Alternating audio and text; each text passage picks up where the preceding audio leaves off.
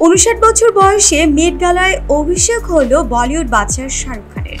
2025-এর মেট গালার লাল গালিচায় প্রথমবার হাঁটলেন কিং খান। তার রাজকীয় স্টাইলে মুগ্ধ নিউ ইয়র্কের এই ফ্যাশন শো। এদিন সব্যসাচী মুখোপাধ্যায়ের ডিজাইন করা কালো স্যুটে নিজের সিগনেচার স্টাইলে রেড কার্পেটে হেঁটেছেন শাহরুখ খান। তবে প্রথমবার মেট গালায় অংশ নিয়েই বলিউড বাদশাহ জানিয়ে দিলেন এটাই হয়তো শেষ।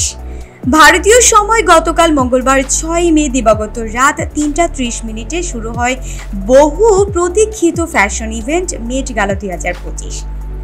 অনুষ্ঠানে হাজির হয়ে কিং খান সাংবাদিকদের উদ্দেশ্যে তার সেই জনপ্রিয় হাসি দিয়ে বলেন, আমি শাহরুখ খান, আমি মেট গালায় অংশ নিয়েছি আমার সন্তানদের জন্য।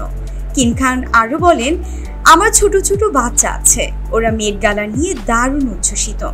আমি নিজ থেকে আদৌ আসতাম কিনা জানি না, কিন্তু যখন সব্যসাচী বুদ্ধি দিল তখন ওরা দারুণ খুশি হয়।